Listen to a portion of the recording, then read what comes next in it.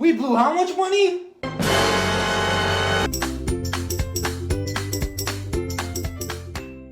Before we left for South America, we sat down in a car because what a desk for, and worked on a precise budget for South America, estimating the amount for each country. Budgets are great, but it's always a bit difficult to guess a correct amount before knowing what each country's prices are and what activities we'd hear about while we're there. As you could see in our budgeting videos, we keep a close track of what we spend. So after it was all over, I took those Excel sheets and got to calculating.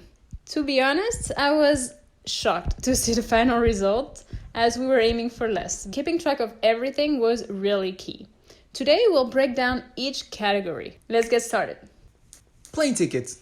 We flew from and to the US with air miles, so we saved a lot of money on those. The other $1,946 you see include all of our plane tickets from country to country and the time we took a boat from Argentina to Uruguay. The most expensive was the one from Uruguay to Ecuador at almost $400 each, but we usually found flights less than $200 each. Accommodation. This was one of the largest part of our budget, coming in at $4,801. This was mainly due to us having to get large apartments so we could both work. It is also the category we're aiming to reduce in our next destinations by trying house sitting. I had been wanting to try it for a while, and seeing those numbers really reinforced me in that idea. Groceries and eating out. In terms of groceries and eating out, we will go ahead and combine those two together since they revolve around the same topic. Food! Groceries came in at $1,454 and eating out was at $1,026. So if we add both categories up, we spent $2,500 in total in almost 6 months. It seemed like a lot to me until I broke it down.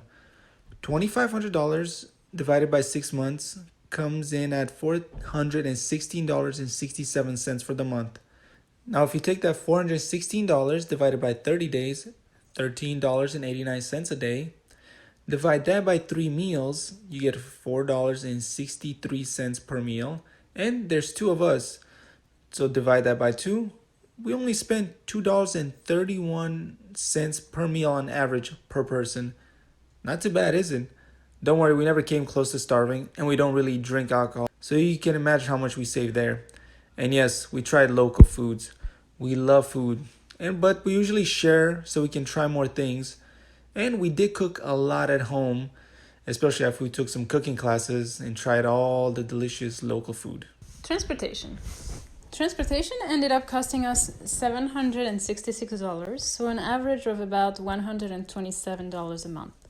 In Peru, Chile, and Argentina, where we stayed the most amount of time, we had the lowest cost as we walked everywhere in Peru or took the well-developed metros in Chile and Argentina.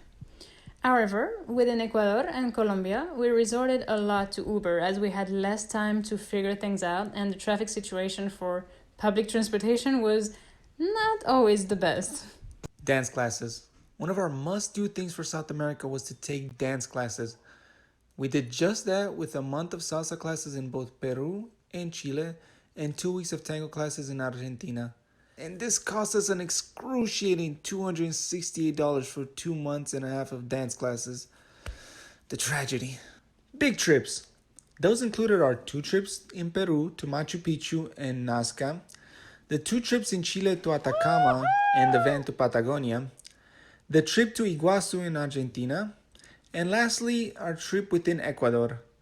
All of this totaled up to $4,612, our second highest expense. Some could have been reduced if we just went on our own, tried to figure it all out, but we just wanted to make the most out of our days off and not have to think about anything. But we will see about trying to reduce this cost in the future.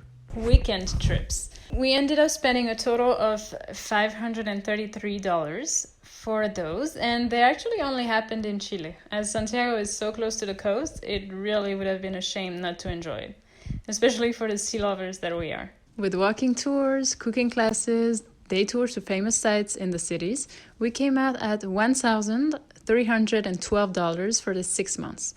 Those were things we really wanted to experience, and they were definitely worth the cost. Yes, we actually included a random category. This is for everything that we did per purchase that didn't fit into anything else, like movie tickets, local SIM cards and recharging them, salsa socials, and these came in at a total of $506 for the 6 months, so less than $100 a month.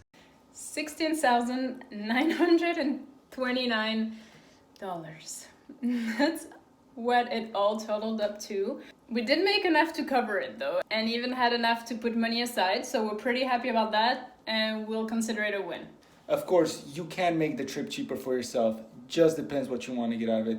But these were our experiences, and we wouldn't trade them for any amount of money, except maybe $1 million to do it again. We took advantage of the tours, even though they cost us a bit more, because we rarely take days off, even while we're traveling.